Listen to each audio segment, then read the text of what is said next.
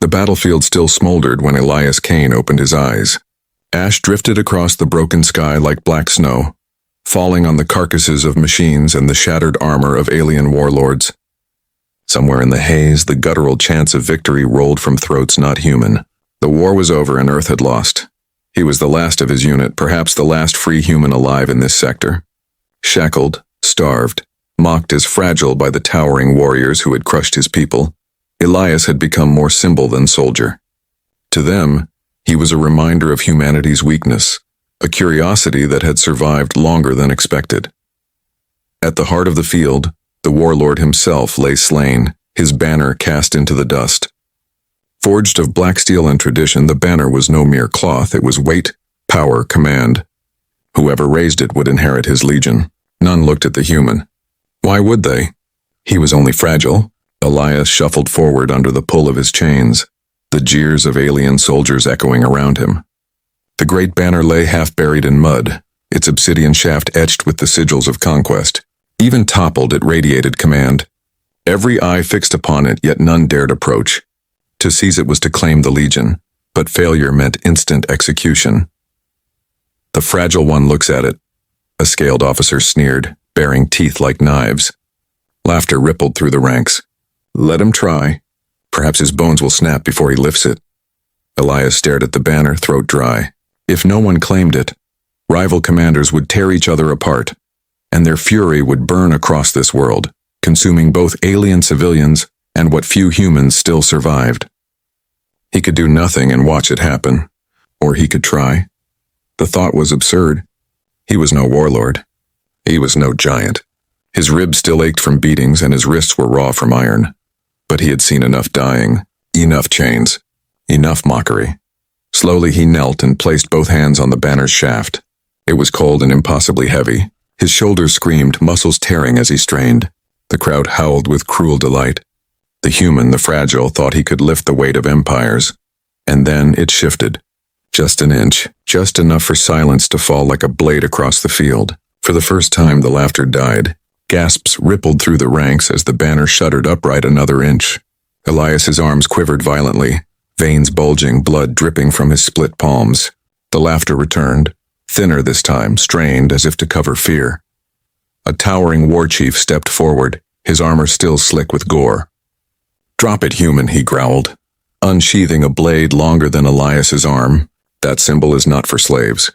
Let go and I'll give you a swift death." Elias's chest heaved. The rational part of him screamed to obey. His legs trembled, threatening collapse. Yet he remembered Earth burning, remembered his sister's hand torn from his as soldiers dragged her away. His grip tightened. He whispered, teeth clenched, "Not yet." A few in the crowd faltered. A medic slave with fur like silver lowered her gaze and murmured, "Lift it, fragile one, lift it." A young reptilian warrior, barely more than a boy, refused his commander's order to strike, watching Elias with wide, reverent eyes. Another heave, another cry torn from his throat. The shaft rose higher, casting a long shadow across the carnage. Tradition was clear. The banner raised meant authority no matter whose hands held it. The jeers died completely.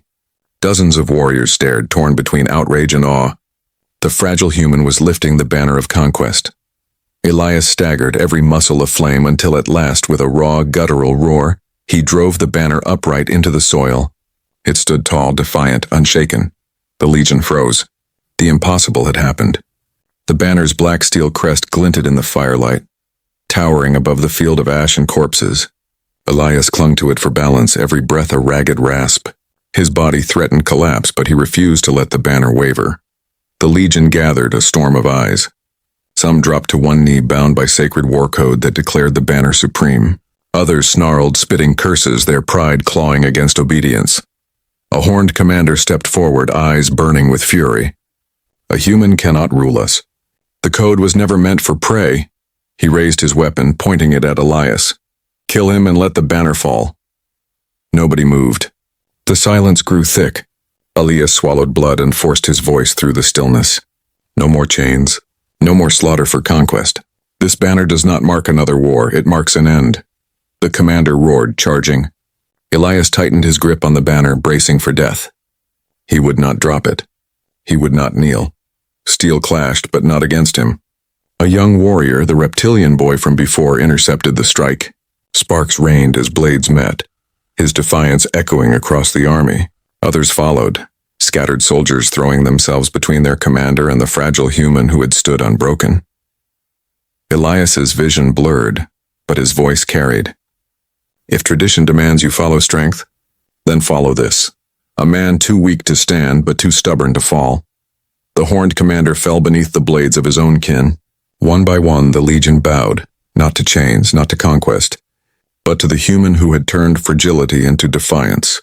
And with the last of his strength, Elias drove the banner deeper into the earth, not as a claim of power, but as a grave marker for all who had died. When the clash subsided, the battlefield grew silent again. No chants, no jeers, only the crackle of burning wreckage. Elias collapsed at the base of the banner, his body trembling, every muscle torn, yet the standard stood tall above him. The legion shifted uneasily, thousands of warriors staring at the sight. A human, bloodied and broken yet unyielding. Some turned away in shame, others knelt in reverence, but none dared defy the weight of their own traditions. The horned commander's corpse smoldered nearby, and the army dispersed, fragmented but restrained by the banner's verdict. For the first time, conquest did not march forward. Elias closed his eyes, the roar of memory quieting to a dull hum. Perhaps he would die there, beneath the banner he had lifted. Perhaps not. But whatever happened, the word fragile would never mean the same again. Weeks later, whispers spread across the stars. Some claimed the human died beneath the banner, his body buried in silence. Others swore he lived, carried away by defectors who saw in him a different kind of strength. Wherever the truth lay, one fact endured. His act had reshaped the code. Conquered peoples murmured his name as a rallying cry. Even alien generals debated in hushed tones whether to crush humanity once and for all, or seek alliance with the species too stubborn to break. They called him fragile, the whispers said. But he lifted the banner alone,